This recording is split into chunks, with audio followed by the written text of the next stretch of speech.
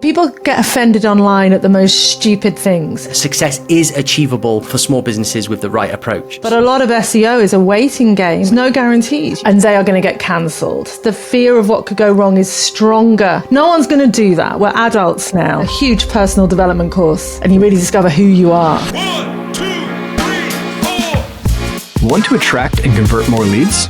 Want to learn how digital PR, branding, and SEO can establish and build your brand identity? Welcome to the Market Movers Building Brands and Links with Linkify podcast. We answer these questions and help you ramp up your brand visibility and credibility. Let's cut through the noise and make your business the talk of the town. We're your hosts, Nick and Chris. Let's get this show on the road. Welcome to the Market Movers podcast. Today I am delighted to be joined by the rockstar digital marketing coach and podcast host, Kate Toon, an award-winning SEO who makes complex topics hilariously digestible. She's the kind of expert who can talk about piglet jumpers and SEO in the same breath, and I can't wait to dive into our conversation. And it has been really hard to lock this one down because she's in the future currently. It's Tuesday for her, it's Monday for me. Welcome to the show, Kate Toon. Yeah, it's really good here in the future. We've got hoverboards. It's, life improves in the next 24 hours, I can tell you. Yeah, you must be ahead of the game in terms of SEO because you're always one day ahead of everybody else, aren't you? And this is it. I know exactly what the algorithm's going to do, but I'm not going to tell you. Okay, Kate, well, it is awesome to have you on. I'm so glad we managed to lock this down. If you could just start by introducing yourself and tell us how you got your start in the world of online marketing. Hello, I'm Kate Toon. So I'm originally from the UK and I moved out to Australia when I was about 25. I've worked in marketing, since I left uni. I started in events and then I worked when websites began. So my first big project was building the Marks and Spencer's e-commerce site, the first e-commerce website in the UK, which is pretty exciting. I'm that old. Moved to Australia, worked in advertising and then went out on my own when I had my son, was a copywriter, then an SEO trainer. And now I kind of am more of a holistic digital marketer, teaching people how to copyright, do SEO, all the things. I don't have clients anymore, but I have a lot of customers on my courses and in my membership. Okay, awesome. Mm-hmm. Marks and Spencer's first e-commerce store. So did that go well? Well, it was cool. I mean, it was so long ago that people didn't really understand how people use the internet. Like we hadn't even decided at that point that the shopping cart symbol would be a basket or a trolley.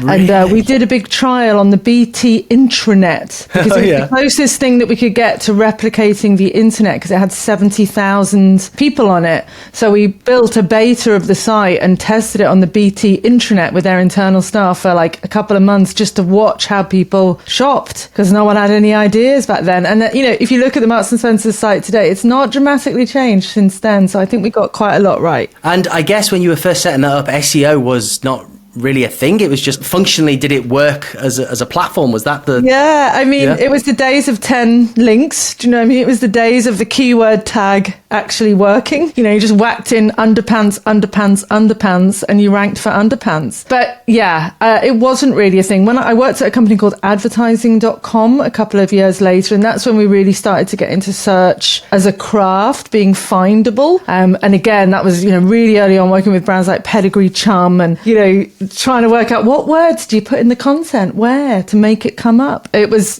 so right at the beginning of it. And to be honest, we're going to probably talk about it today. A lot hasn't changed. We've had 9,000 algorithm updates, but some of it's still the same. Yeah, well, this is what I wanted to get into. So I've seen somewhere that you've said that you believe SEO is not magic or overly technical and that success is achievable for small businesses with the right approach. From the days of the launch of the Marks and Sparks first e-commerce platform in the UK to where we are today. What's remained the same then? So what are the fundamentals, the basics that small business owners should be doing? And then we could dive into what's changed. Look, it's a bit cheesy, but I'll say it anyway. I mean, I think customer first is always the priority, humans first and Google second, making a site that's usable and enjoyable and engaging. I think content is always king. And I think this year we're coming much more back to that, friendly, helpful content that's not stuffed with keywords keywords and actually solves a problem and is long enough to be useful, but not so long it feels like too little butter spread over too much bread. I think, backlinks do still matter, not just from an authority perspective, but just getting humans onto the site. But I think the most important thing is brands. And I think I've noticed a lot this year, everyone's beginning to talk about brands as if it's a new thing. But being found for who you are is always going to be easier than being found for what you do. And building that brand reputation, that authority, that trust, I think that is at the core of everything, all marketing, all advertising, and always has been and always will be. Yeah, I think that's so true. And obviously that lends well into what we do in terms of brand building, digital PR. But it's almost as if people have got away with it for years on the internet, not having to think about brand because there were so many other ways to be found. Sneaky ways. Yeah, sneaky sneakersons that could game the algorithm, build a bunch of links, understand what worked. But real business is building a brand. Businesses that stand the test of time. I mean, do I buy clothes from Marks and Sparks yet? Not yet, maybe in 10, 15, 20 years time, but it's still standing. It's still a brand and it's got that longevity. So how does SEO and brand building come together as a holistic strategy? Where can small businesses even begin to fathom to start to think about brand? I'll go to the Linkify website. No, I'm joking. I think you have to start out your core deciding who you want to be in this world. What do you stand for? And more importantly, what will you not stand for? What do you want to stand against? I think it can be very useful to have a soapbox. So, what is going to be your platform? I think it's important to think about what your values are as a human, because they will often transfer to your business, and what your brand personality is going to be. Like if you are a tedious, anal, detail-focused kind of accountant, that's what your brand's going to be. And there's nothing wrong with that. We don't all need to be funky and cool and funny, but we have to be who we are because we're going to have to be it for a long time. So think about values, think about personality, think about your point of difference. And then once you've got that established, then run that through everything you do. It's not about putting together a brand guidelines document that you never look at again. It's about every time you post or you work with a website or you build a link or you write a piece of press that you want to put out there, does it align with your values and your personality? Does it fit the overall narrative, or is it weird and out of kilter? And then honestly, a lot of it is just about showing up year on year and being there through the thick and the thin, like Marks and Spencer's. I think their brand reputation carried them through some difficult times. They might not be for everybody, but they are who they are. And that's what's carried them through. So longevity and persistence is part of brand building. But I think you've really got to establish who you are at the core and evaluate everything you do from that, because it's very easy to go, oh, look, there's an opportunity, I'm going to do that. It has nothing to do with my brand. It doesn't support my story, but it's a link or it's an opportunity, and you go for it. And then people get confused. And if people are confused, they don't buy. They don't trust and they don't buy. So don't confuse your audience. It's fascinating stuff. I saw Dave Harlan, he's a big copyright guy, speak at a conference in Spain last year. And he did this, he does like humorous copywriting. And he's a Scouser, funny guy. And he was showing you through some examples of how brands had really made a misstep in terms of like their tone of voice, some of the way that they'd put stuff on social media, and then some examples of brands that were just absolutely killing it. And maybe they were a bit cheeky, a bit naughty, but they sort of maintained that version of themselves that they were happy with and that resonated with their audience. So I think there's so much to be said for it. And we love brands that are like not necessarily cool, but that you understand and you get, and you don't think that they're pandering to you as a customer. So I'm interested, how can one thread this through an SEO strategy? So if a website, I mean, we're going back to basics now, is content. How can a small business inject that brand within their content, let's say? Well, I think once you've established that brand and personality, I mean, we're very lucky now. We have lots of AI tools that will help you generate content and evaluate against those brand values. So you could write something and then speak to an AI tool and say, hey, does this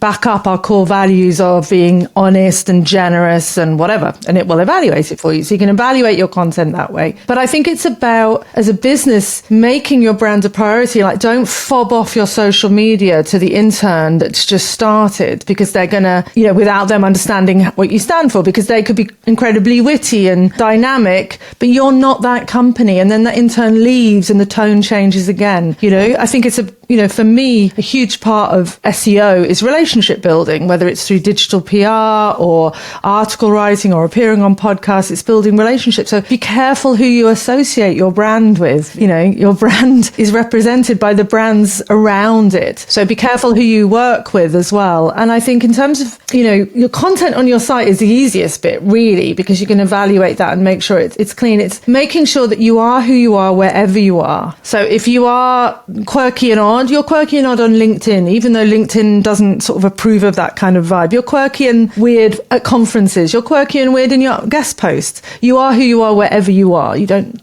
change. Yeah. Which is harder as the company gets bigger and bigger. So you have to have someone that's protecting that, like a brand advocate in your business who says, hang on, Bob, we can't work with them because they support the Ku Klux Klan. And we've said that we don't support the Ku Klux Klan. So we can't really work with them. You need someone that's thinking of the brand. Won't someone think of the brand? Well, I mean, the proof's in the pudding with you and your business. So you have that, be everywhere approach, podcasts, conferences. I mean, do you attribute a large part of your success down to your personal brand building? I do. I just want to apologise if you can hear some mad noises in the back garden. I'm in my little shed in Australia and the kookaburras have just woken up. And if you haven't heard what a kookaburra is, they sound like demented, cackling witches. So if you can hear that, I apologise. Okay. So the question was whether I attribute this to brands. Yeah, I mean, I do. Because your personal success. Yeah. Yeah, I think because in the early days I tried to be like everyone else. I was a copywriter. I bought a nice roll neck jumper and took pictures of me with a keyboard and, tried to be what I thought a copywriter was. And then, I love Dave Harland as well. Then I embraced my oddness. I have changed from being a copywriter to an SEO to now a digital marketing coach to a business coach. I've written books, I've got multiple podcasts, but people have stuck with me through all of that because I am at the core who I am. And some people aren't going to like me and that's okay. I think it's about being the Madonna of your brand, right? Madonna had her cowboy period, her disco period, her pointy bra period, but those who are true Madonna fans still love Madonna. Doesn't matter what music she's playing, they love her as an entity. And, we know entities are important when it comes to SEO. So who are you as an entity? And Google thinks of us this way as well. So Google is drawing a little mind map. Chris is in the middle. What blobs are coming off Chris? And are they repeated again and again? So in online reviews and in articles, Chris is always referred to as what adjectives surround you, what brands surround you. It's that thing of your brand is what people say when you're not in the room, and your brand is what is happening off your site as much as what's happening on your site. You can only control your site. What is your brand story off your site? What do people say about you when you're not there? That's super important. I've strayed off the question there, but I hope I'm delirious. It's very early in the morning. No, that's so great. And we've seen it as well since the early part of last year when we started attending a lot more conferences. We started our podcast and we've seen like branded search to our site, to the Linkify website increase massively. Whatever you think about SEO, that has to be a good sign to Google. If people are searching for your brand name in Google and then hitting your website, those are the types of people that are going to dwell on the site, look around the site. It's good signals after good signals, isn't it? And the way that we achieved that was by doing shit, going to places and getting talked about. So you work with a lot of small businesses, marketing coach, business coach. Do you ever come face to face with a business that hasn't got this nailed down and is struggling to define that brand? And how do you get them to be where they need to be if you face that? Yeah, I mean, a lot of people, when you ask them what their brand values are, they say, we're professional, knowledgeable and reliable. And it's like, yeah, like every other business. So you have to try and dig into their quirk. I find often the brand differentiator comes from oddness, not from, because if I'm lining up 6 accountants in a row, which I often do, I don't really, what's going to make me pick Philip over Bob? Yeah, on Friday night, I'm out. They're all qualified. They all use Xero. They all work with small businesses. They're all professionally. They've got the same skills, right? So what makes Bob different to Philip? And it's probably not going to be something professional. It's probably going to be something quirky. Bob has a dog. Philip has a cat. I'm a dog person. I'm going to work with Bob. But unless Bob tells me he has a dog, I'm not going to No. So there is a degree of sharing a little bit of you as a human. I know that's hard in this cold, bitter world. And I'm not saying you need to show pictures of your kids or tell us, your favorite religion or talk about politics online. You can. And I think as your brand grows, you may even want to talk about politics and world issues online. But in the beginning, it's simply trying to establish you as a human entity. Especially with the rise of AI, people want to work with people. So often if I'm working with a small brand, I'll say, is there anyone in your business who's happy to be the face of the brand? And most times I say, no, there's nobody. Okay, brilliant, excellent. Thank you. Because he's called John and everyone's called John and he doesn't represent the brand values that they want to show. So then I'm like, okay, well, if it's a larger brand, we're going to have to stick to the brand guidelines. We're going to have to establish this avatar that we're creating. Like if our brand was a person in a movie, who would play it? And then we write the copy for that character. If it's a small business, then really it's the founder. The founder is going to set the tone of the business for a long time until there's maybe 20 staff. The founder is going to set the tone. So it's getting to know the founder and their quirks. But it is like sometimes getting blood from a stone, because I can drag them and I can write this beautiful tone of voice and I can say, this is how you should talk. But then they're gone, right? Unless they're long-term clients, they're gone. And in a year's time, they won't stick to it unless it feels true. So in the end, I may not get as radical a change as I want, but they're the client and they're the ones that have to live with this brand after I run off to the hills. So it's about really listening to them and what they feel capable of doing. And often it's a slow journey to get them to fully reveal their brand. Start gently.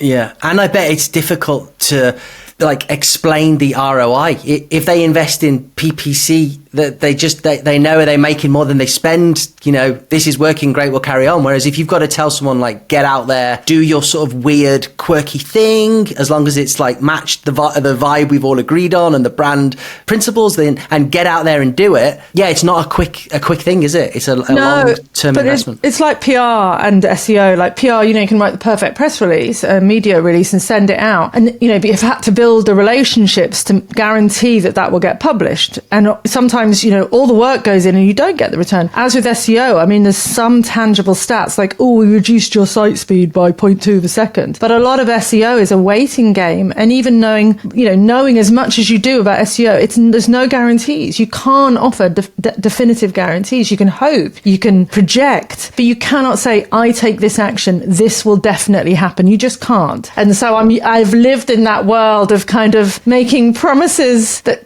can't necessarily be kept, and so not over promising. And you have to, as you said, like Dave did at that content, show the consequences of not doing this. And when you take a misstep, and also just talk to them about, the vanilla, the danger of being a vanilla brand. You're not offending anybody, but you're not entertaining anybody. Good marketing is as much about, rejecting people as it is accepting people. I'd rather have 100 crazy fans than 1,000 indifferent followers, because those crazy fans will become advocates. They will talk about your brand. They'll be excited. People who are just they're all right. They'll never do anything.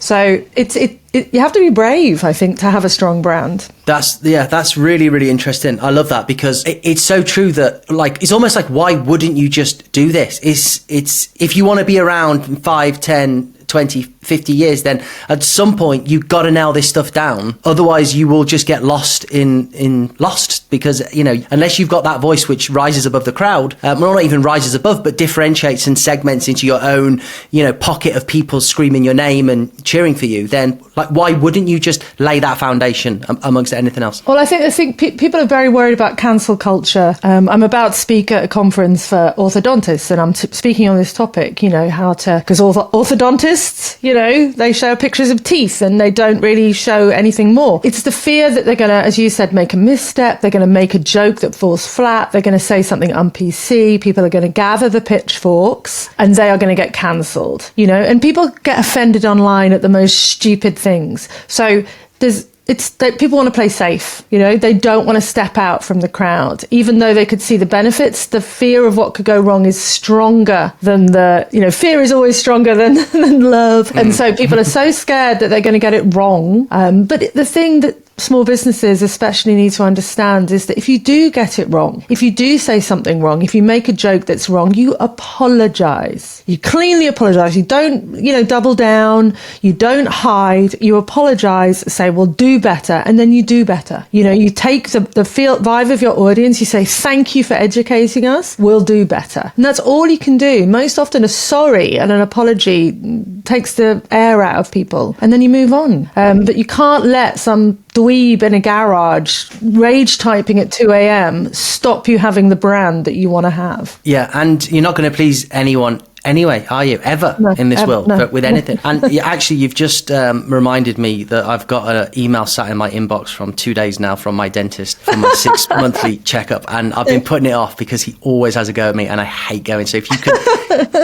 punish, he needs to work on his brand, his soft skills. Yeah, no, actually, he's a lovely, lovely man. It's that guilt thing, because it's like, have you done this? I'm like, yeah, have you done this? Yeah, have you done this? And then you've not been flossing. Not enough. Have you, Chris? Yeah, I have. I've been trying really hard this past. I've got the little stick flosses and everything, but he's still not going to be happy. Okay, so in 6 figures in school hours, you discuss balancing business with parenting. So when it comes to small businesses that, maybe they've got a lot of stuff going on as well in their lives, running Facebook groups, going to conferences, thinking about portraying your personal brand across social media, how can that be fit into that sort of schedule? Well, I think the reality is that everybody hugely overestimates the amount of time they have, and then they don't achieve all their goals and they feel like they're a failure, but they were always going to fail because they never had the time in the first place. So a big part of the book is just sitting down and saying, in reality, how many workable hours do I have a week? Honestly, after I've been for a wee, checked the fridge 3 times, doom scrolled, how many workable hours do I have a week? And then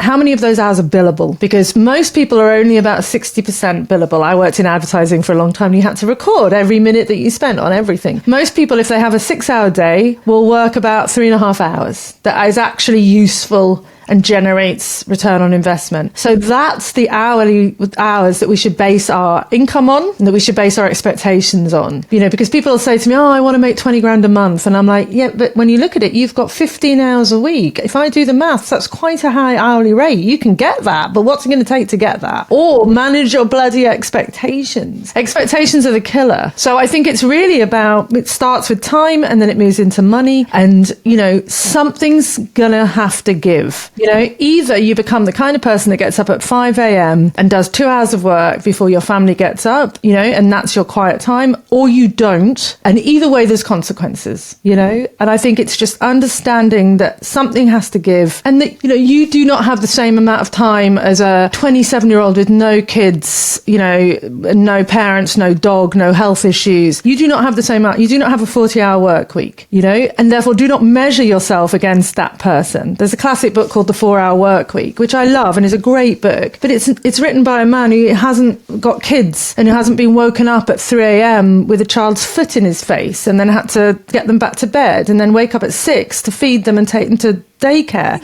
We've got to accept our reality, I guess. So yeah, that's really, really interesting. And is there time that we have that we're like kidding ourselves into thinking that we haven't got? Can we be better with the time that we've got? So I started getting up at 4:45 a.m. Oh, good Lord. I take my wife to work. She starts at 6, and then I thought I'd try this cold shower thing. So Chris, I tell you what, it's really good, right? But I don't feel like I have any extra time, because I take her to work, I do the gym, which I would have done anyway, but like an hour later, let's say. And then I get back and it's like 8 and have a coffee. And then it's like, before I know it, it's like 9, let's say. And I haven't got I suppose I've done the gym. That's like something ticked off, but it doesn't feel like I've got when I was a teenager and I was getting up at 1 o'clock in the afternoon, I used to think if I could wake up at 5 a.m., that's like an entire lifetime before I've even woken up. So is there like a mentality and a time management aspect to it as well that you've just got to accept and work with? Yeah, I think, I think it's important to accept whether you're an early bird or an afternoon creature or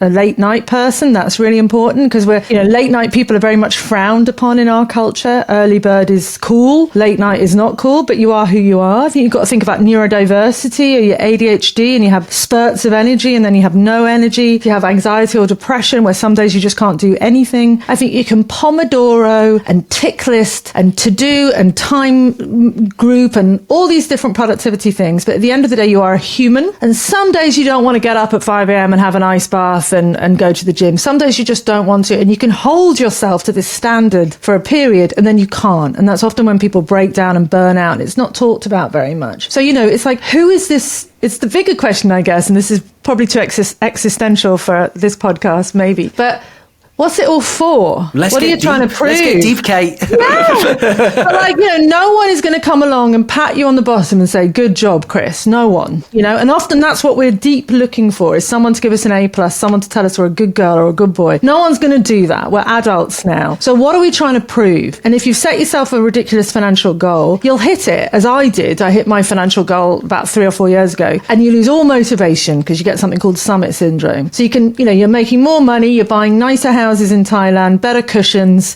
a bigger car, but it doesn't keep you warm at night. So it's always going to be a balance between high productivity, holding yourself to this standard, making the money, being amazing, ice baths at 2 a.m., push it, and being a happy, content person. It's the balance between the two. And I think that's something I struggled with a lot. It gets harder when you've got kids because they devour your soul. Shout out for motherhood there. Yes. In the most beautiful, beautiful way. And then, you come through the other side of parenthood. My son's 15 now, and you've lost a lot of those things that you had to do. And you're like, oh, what do I do? I think, running your own business is a huge personal development course, and you really discover who you are, and it changes over the years massively. My ice bath days are gone, they may come back briefly, but I'm much more now about trying to enjoy my life, but that's said with the smugness of having hit a few financial goals. Talked to me 10 years ago and I was still frantic about trying to pay my tax bill. So your life changes, and that wasn't the question you asked, but no, that's awesome. But just to point out, I don't have a douchey ice bath in the morning. No, sorry, Chris. It's like a 1 minute ice quick cold shower. Okay, cool. Yeah, so it's meant to be 5 minutes, but I can't last 5 minutes. So I just put your head under. Yeah, it's just cold water on my face. Okay. That's it. But I'm claiming it's an ice shower. Okay. Okay, cool. Okay, maybe this feeds quite well into my next question then, which is, many entrepreneurs feel the pressure to scale, but you advocate for smaller and more sustainable models. And I guess that's a lot of the reason why. But if you could talk to that a little bit, I think that's really interesting. Well, I think it's, when we're shown success, it's a chart with left and, bottom and left axis, and then an arrow going diagonally upwards forever. And that's just not true. It's up and down. You're going to have good years and bad years. And scaling, it's a mixed bag, isn't it? Because what does scaling mean? You're making more money generally to pay more tax, and then you can restructure your business, family trusts, corporate, all that kind of stuff. And you can employ staff, but then you have staff, and staff are a nightmare. And you end up not doing the do, you end up telling other people how to do it. You become a project manager rather than the artisan that you started off with. You were a graphic designer, now you're a project manager of 6 other graphic designers. It's again, you can scale, but at what consequence, at what cost? And, do you really want it, or does your ego want it? What are you going to spend that extra money on? Are you actually going to make more money? A lot of people just look at revenue. They don't look at profit margin. And I see a lot of people who scale to, $500,000, $600,000, $700,000, but they're not paying themselves any more than when it was just them. They got the fancy office and the beanbags, but are they essentially any better off? They're probably working harder. They're responsible for more people. So again, be careful what you wish for. I used to be a solo copywriter working for myself, and then I've scaled. I had a huge team all over the world, making $1 million a year. Brilliant. Sounds great. And now I'm actually coming back down the mountain, and I've reduced my staff. I'm closing businesses, and I'm actually coming back to the core again, because it's enjoyable, but it's a hard work. It's hard work being a grown up at that level. And some days you just want to not do it. But once you've created this beast, unfortunately, you become the creature of the beast. You think you're the boss, but the company is the boss. And I think, I'm really sounding super negative. Remember, everybody listening, I'm really old. 50's not old. Well, it's pretty old. But, I loved it when I was doing it. So, when I was building and scaling, it was brilliant. And I do sometimes feel a bit lost now because I don't have that scale incentive, pushing to make another 5K this month. I'm not pushing to be 10% bigger. And when you lose the push, you lose the mojo a little bit. But it's a double-edged sword. I think that's all I would say. Yeah. That sums it up, double-edged sword. I'm wondering, from our personal experience, we sort of blew up a little bit in like our first year. So scaling for us was like a necessity, and we had to do it to meet this like unexpected, like accelerated demand. growth. So how would you advise to handle that? Because I would have preferred to have done it much slower and like not like I was going to blow my brains out every 5 minutes. And I was in Thailand as well for a lot of the time this was happening. So I was trying to do calls like, US to Thailand, big time differences. Like I wouldn't change it. Like you said, the journey and the growth and the sort of the crazy excitement was amazing. But there is definitely that double-edged sword. That's so real. It's not just, everything is 100 times better, 100 times more money. I'm working 100 times less hours. It's like, no, there's loads of good, but it's also like, there is also this other stuff to deal with. So how can you manage scale when it's not necessarily fully under your control? I don't know if you can. I think acceptance is a big thing. I had a great big year in 2017. That was my huge year where everything just went off, and it was very stressful. And, but I rode that wave, and it was amazing, and I made an awful lot of money. I guess the only thing I could have done, and I tried to do it a little bit, was temper my excitement and have more confidence that if someone offers you an opportunity once, they will highly likely offer it you again. So you don't have to jump on every. So, if someone comes along and says, Chris, want to work with you, but we need this by tomorrow, and you go, to be honest, I can't deliver that right now. It's going to cause so much stress in the business to drop everything and service you that I'm going to actually say no. But the fear is that they will never come back. They may never come back, but someone else will. If you were good enough to win that job in the first place, you will win it again. So to some degree, it's about having the confidence of knowing that the phone will ring again and that you don't have to leap on every opportunity right now. But that's much easier said than done. Much easier said than done, because, you'll say no, and then there'll be a period where no one calls and you'll be like, what have I done? But again, that's accepting that there's going to be peaks and troughs in your business and good years and bad years. You need a quiet year after you've had a big year. I would never want to go back to the level of success I was having in 2017 because, as I said, it came at the cost of my health and spending time with my son, and I'm speaking all over the world. Wow, looks amazing, but I was so tired and missed my little boy. And, as you said, I wouldn't have done it differently, but I wouldn't do it again. So I'm not sure you can control it. I'm not sure you can. Yeah. Just speaking to you now, actually, I think lends itself nicely into like one of my final questions. You have this like wealth of experience, and I think had me and you have connected at like the time that I was having like this blow up year, and maybe even just, you lent me your ear for, let's say, half an hour or an hour, I probably could have gleaned so much actionable insight and maybe just some calming words or just things that like would have made a huge impact on me, my personal life, my business, just based on, speaking to someone with experience. So how important do you think places like communities, groups, networks are for the business that we're in, for our health, for our sanity, and for the success of our businesses? I mean, hugely, hugely, hugely. When I entered the SEO arena, there were some communities. I was often the only woman in the community because this is a long time ago now. But there were very combative spaces. SEO in itself is quite a combative, bitchy industry for some reason. It's quite bizarre. And people want to save face. So if you are struggling, you don't want to show that, talking about mental health issues or, scaling issues, it's not the done thing, right? So having a safe space where you can talk about these things and realize that you're not odd and that this is normal is so, so important. A lot of people get business coaches. I don't call myself a business coach because I think business coaches are often very like scale, push. How can you be your best self? Have an ice bath. Not that you do that, but you know what I mean? Whereas I like to be more of a mentor and a sounding board. And, but the thing is, I've never had a business coach or anything like that, but I did have a few people I talked to, and they did say these things to me. They did say, take your time. You're going to be here for another 10 years. You don't have to jump on every opportunity. You don't need to scale. You don't need to speak at all the events. Did I listen to any of them? No. So I don't know if it would have made any difference, because at the time when you're in it, you're going to go with your gut and you're going to make mistakes, but hopefully you're here for the long term, like Madonna.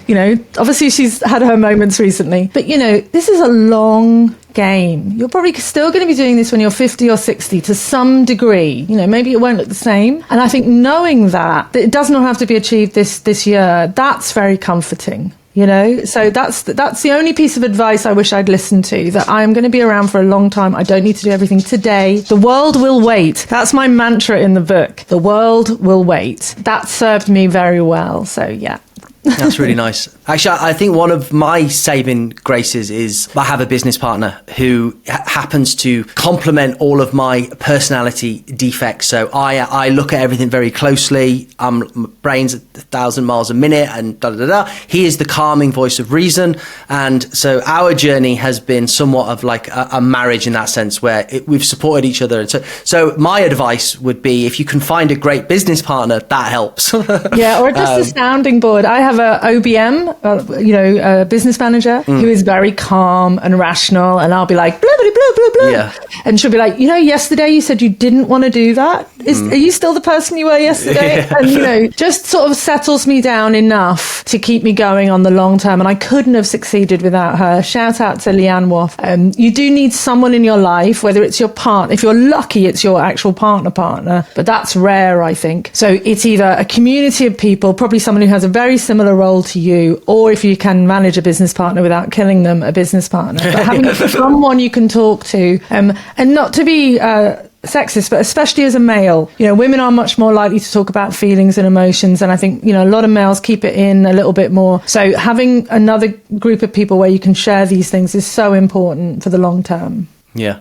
That's great. Okay, Kate, this has been awesome. As we just approach the final part, it's worth me asking about AI. Obviously, you were there in the days of M&S, pre-internet. We're now living in the world that we do, with AI chatbots, AI girlfriends. Who knows what the hell's going to come next? Like, what are you enjoying with AI? What do you see the future of search looking like? And are you using AI in like automations, business, all of that sort of? Well, I'm very excited about getting an AI boyfriend. Okay. I keep on being served ads for it, so obviously I'm the right demographic. I think AI is an amazingly useful tool. I think as SEOs, we've been using tools to predict and strategize and create things for a long time. I use AI on the day-to-day to kind of check my copy. Maybe I'm not using Hemingway app, or I'm not using Grammarly as much as I was. I'm using AI tools to read my copy and check it and proofread it. I don't use it for idea generation because I don't want that part of my brain to atrophy. I think in terms of, chatbots have been around for ages before this generative AI thing. I think it's very easy to automate and AI the crap out of your business. So it's running without you. But people love people. And,